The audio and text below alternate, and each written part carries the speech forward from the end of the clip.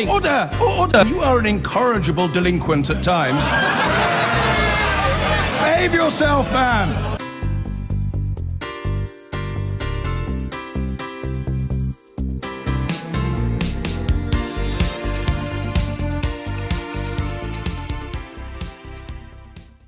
Now, the results of the Labour leadership ballot is due at around 11:45 tomorrow morning, but, well, we've got just under 24 hours to wait, and I know we're all in huge anticipation. All sides of the party appear to have already accepted that Mr Corbyn will remain Labour's front man, maybe with an increased majority.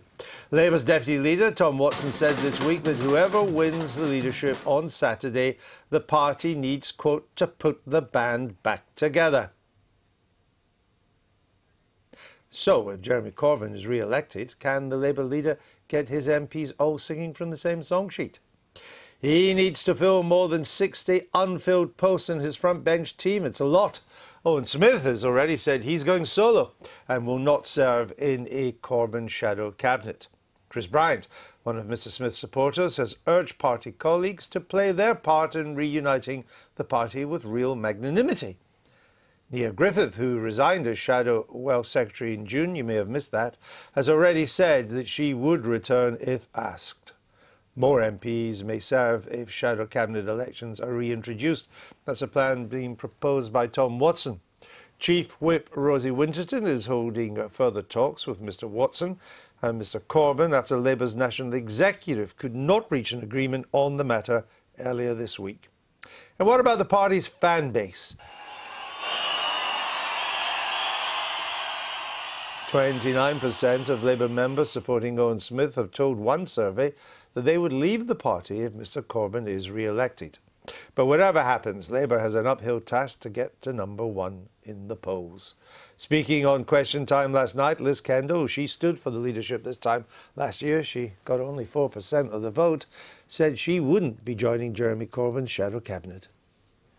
I disagree with Jeremy on many issues, particularly around defence and our membership of things like NATO. I think it's very important that Labour remains a strong party on defence.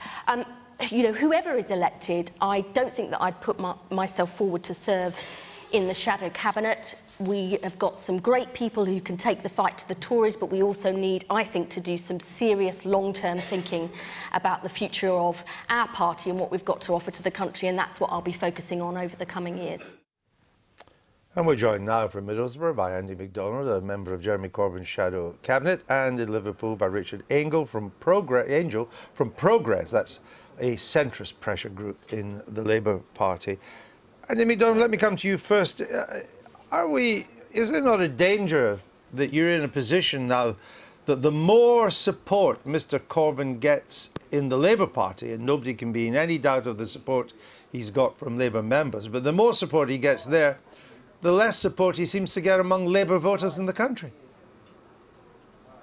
Well, I'm not sure that's right, Andrew. I think by the time that this is all done and dusted, I think we'll have a united Labour Party presenting our proposals to the electorate, and I think they will prove to be extremely popular. What we're not helped by is when the party is divided and at each other, as it has been over the last several months. Well, we've seen a poll out this morning that more than 50% of people who voted Labour in 2015 and who backed Brexit in June now say they won't vote for Labour anymore. It's a big number, it's several million. Those are big numbers, but I think over the weeks and months ahead we will see that begin to change, because there's no doubt about it, there's a real appetite within the Parliamentary Labour Party for people to come together. We may not get everybody totally and utterly signed up and supportive, but I think a great number of members of Parliament are wanting to serve and to take the fight to where it should really be, which is with this government. So I think those numbers will change over the period ahead. They could indeed change after the election. We'll have to watch and see. But I don't quite detect the appetite for everybody to come together.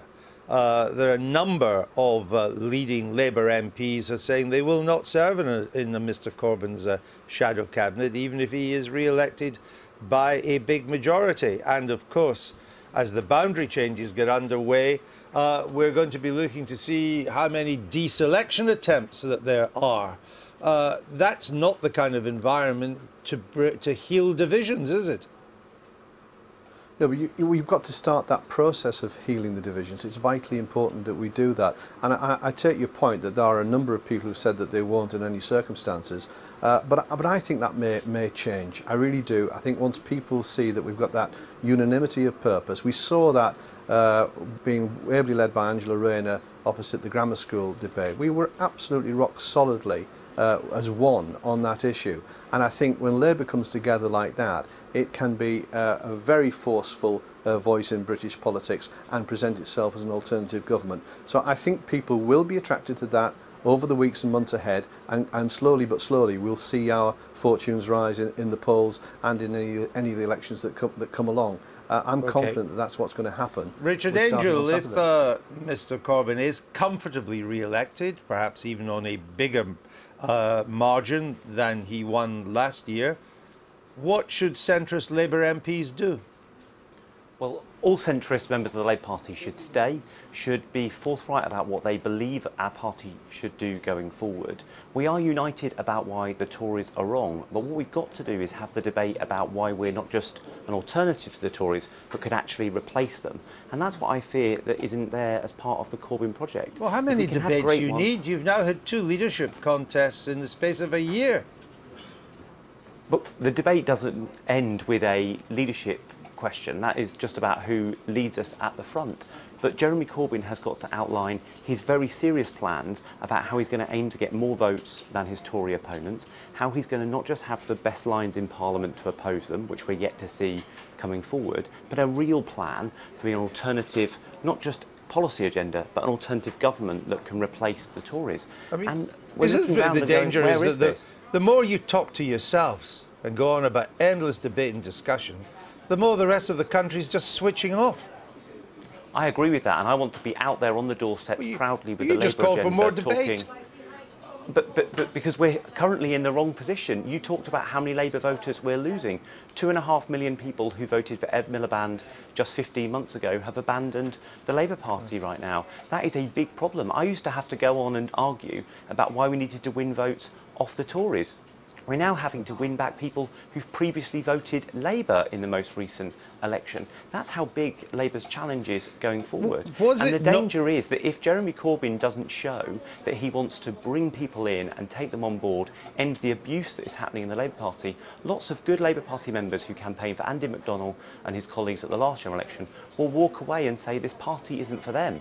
Was it not a huge mistake, Richard Angel, for like-minded centrist Labour people like yourself to challenge Jeremy Corbyn and have another leadership contest only a year after the first one? You've lost another summer talking to yourselves. It was a huge strategic mistake to challenge Mr Corbyn, wasn't it? That was way above my pay grade, Andrew, whether we had the contest. Yeah, but you were in favour of it, even if you paid tuppence. It is a fair point that none of us came to this content with sufficient ideas, organisation, or the ability to convince people, and that is something that we've got to continue to work on going forward. You know, it is you can't take any other view than in a democracy if you lose your ideas weren't sufficiently good enough. So we must get better at those things and put forward that exciting vision going forward. But currently, when the leader of the Labour Party's first priority is to raise money for the Stop the War coalition, not the Labour Party, it's a real challenge, and it means you have to try and focus the Labour Party back on its core business, which is helping councillors get elected when we were going backwards, focusing on staying in the EU, which we so overwhelmingly failed at. Well, I think that ship left the harbour on June the 23rd. So my point is that it did because we were insufficiently up for the challenge. And if you look, the comparison between how Jeremy Corbyn campaigned to stay in the EU... No, you've had a good say. I'm going to bring Andy MacDonald back in here.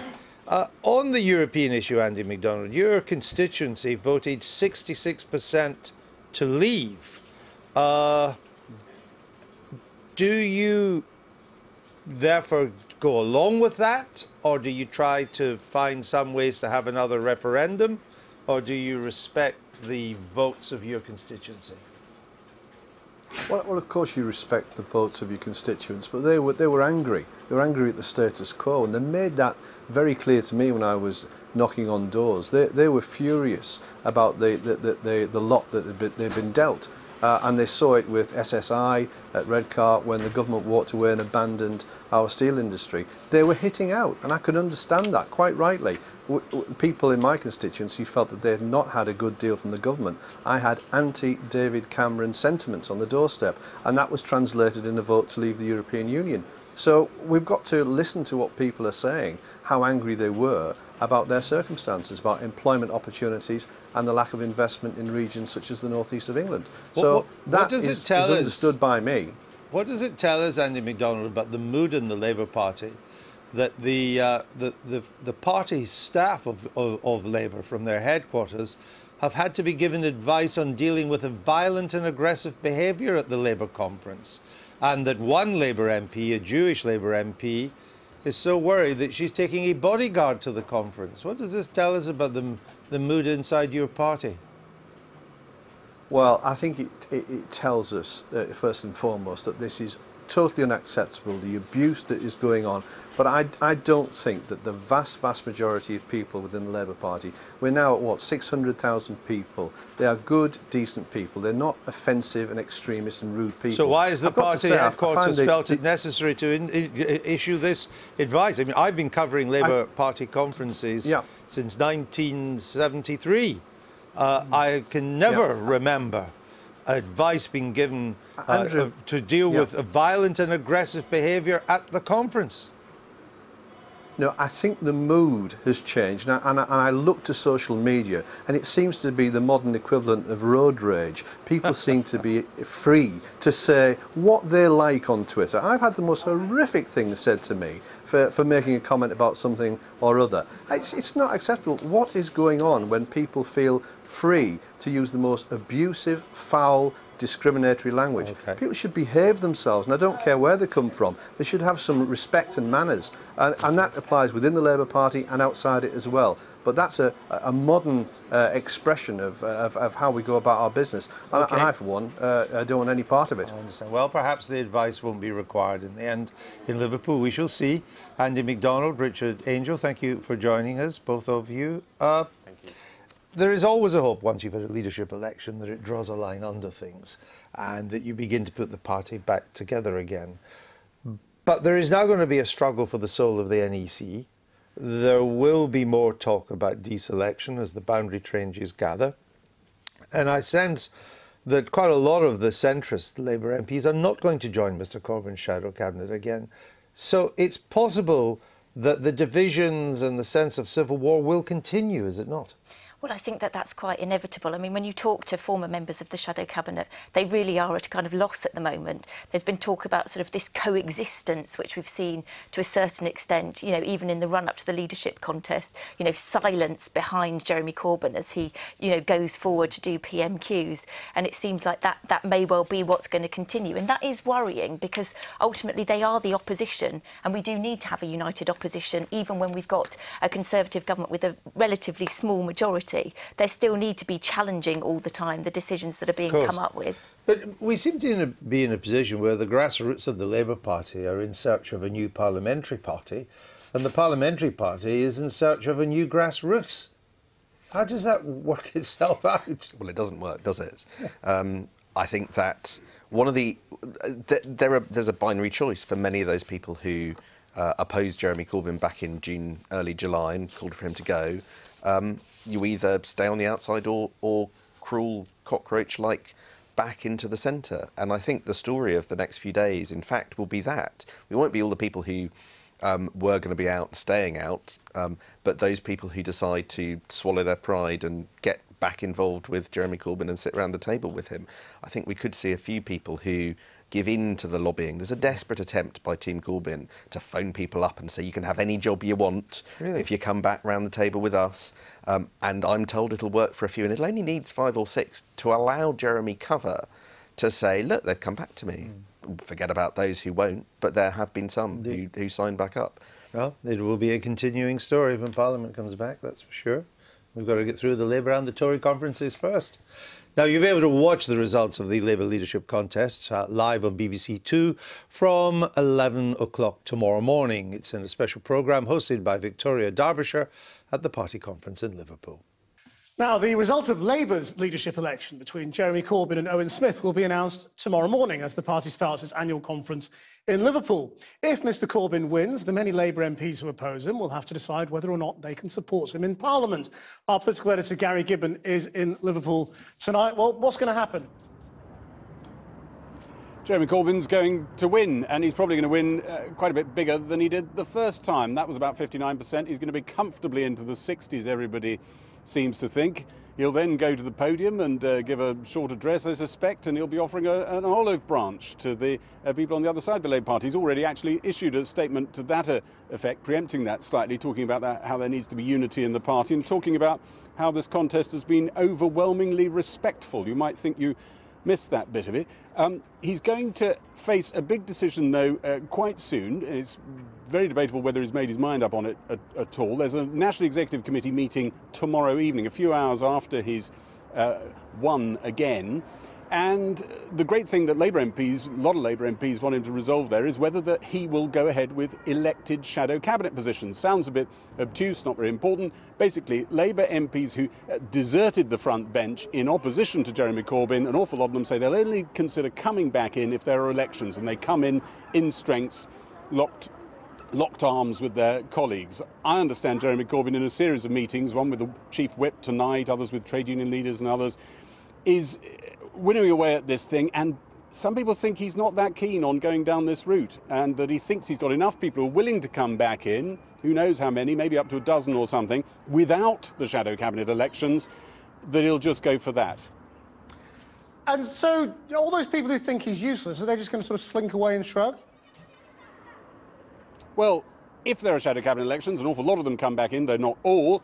If there aren't, then an awful lot of them form a pact and become extremely difficult and probably start plotting a third battle, a third round of this fight for the leadership of the Labour Party. Some of them will slink away, some of them will stay and fight, but what you won't get is peace.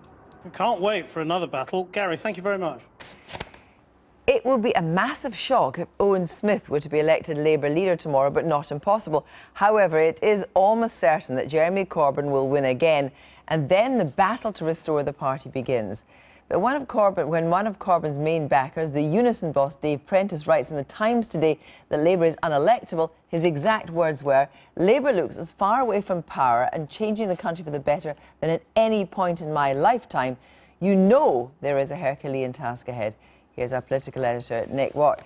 Nick, I mean, how's it all going to pan out tomorrow? Well, as you're saying there's a widespread expectation in the Labour Party that Jeremy Corbyn will be re-elected leader of the Labour Party, but with Dewey and the Chicago Tribune in mind, we will hold back from actually pronouncing on that until the envelope is open. But we do have some idea of how a meeting later on in the day of Labour's National Executive Committee will go. You may remember there was a deadlock at a meeting of that earlier this week over the vexed issue of whether Labour MPs should be entitled to elect members of the shadow cabinet. And as I understand it, the non-Corbyn forces at the NEC tomorrow are going to hold fire. They're not going to say a great deal on this, and they are going to hope that Jeremy Corbyn will eventually think that in the spirit of his victory, if he wins, he should form a shadow cabinet of all the talents, names like Yvette Cooper and Dan Jarvis in the frame, and to do that, he would have to allow Labour MPs to elect members of the shadow cabinet. Jeremy Corbyn, I think he's not expecting a great deal to happen tomorrow at the NEC, but he is hoping that if he gets a new mandate, he will have the authority to push gently for his idea, which is that party members should also have a say on who sits in the shadow cabinet. So we really thought that at this pretty momentous moment in Labour history, we would take a look at the state of play in the party, and here's my film.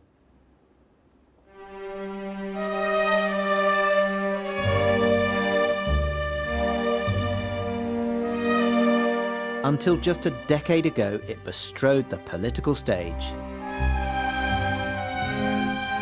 But the party which established the modern welfare state has endured a wretched year as old battles are refought and debates turn into bitter personal disputes. For now, there is a lull in the fighting.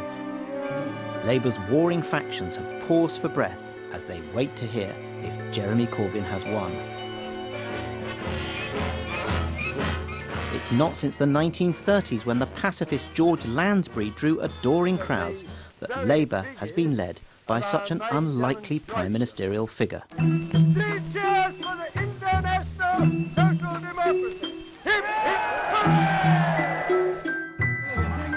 But over 2 consecutive summers, Jeremy Corbyn has drawn similarly passionate crowds, prompting his admirers to say he is reshaping British politics. As the dust settles on this leadership contest, Corbyn supporters say it is now time to accept his authority if he wins. I think it's going to be incredibly important that the Labour Party unites behind whoever wins. I hope and believe it will be Jeremy Corbyn. I do not approve of a decent 66-year-old man being mugged in broad daylight in cold blood by people who don't see that it's time for a change. Now, unity means listening on both sides, but I'm heartened by suggestions that people are already talking about coming back. There are, all sorts of potential olive branches on offer. It's great to have an olive branch, but it can't just be a rhetorical olive branch. It has to be real. It's got to be backed up by action. The job of a leader is to stop bad things happening, not just to say, I'm not accountable or responsible for it. So it's about leading by example. It's about creating a culture where the leader's office and everybody around the leader and the PLP behave in a comradely way that shows we are a party of solidarity. Labour has entered an uneasy truce. There are still deep doubts about Jeremy Corbyn among the 172 Labour MPs who voted in favour of a no-confidence motion in the early summer. Leading figures are saying he would have to mend his ways before they would agree to rejoin his front bench. Well, we've got to change the approach and we've got to change the culture. And that is the first task for whoever is elected leader tomorrow. I resigned from the Shadow Cabinet because, not of policy differences, but because of a fundamental disagreement with a sort of approach that says that this is a battle, this is a war, and it must be won and dissenting voices must be silenced. I think a Shadow Cabinet can function and should function with policy disagreements. That's how you get the right answers. But a political party, a social movement, a Shadow Cabinet simply cannot survive if you refuse to hear dissenting voices and work as a team to try and resolve differences. Then it's not a Shadow Cabinet, it's quite simply just a fan club. One critic says there are 2 sides to the Corbyn phenomenon. Like any movement, it has a light side and a dark side. The challenge for the Labour Party is to harness that positive energy. It's fantastic that we have so many young people who've joined our party, but there's a darker side of the movement, which I think becomes more about a personality cult. While Jeremy Corbyn will be able to establish some form of front bench, his opponents are not giving up. They are fighting to ensure Corbyn supporters cannot win control of the Labour machinery. It will be a battle between the heirs of Tony Benn, who wanted to increase the role of party members, and the custodians of Clause 1 of the Labour Party Constitution. This stresses the importance of the Parliamentary Labour Party in seeking to form a government. That being a test, can we get into government, certainly seems to have been accepted by the Jeremy Corbyn campaign this time round, and that's good. That is good news, because I think it is important that we become a movement and a social movement too, but our primary purpose is to get into government. That distinguishes us from NGOs or protest groups. One former frontbencher says voters are switched off by internal battles. We are stuck in an argument about how to wrest control of a machine without a real vision about what we want to do with it.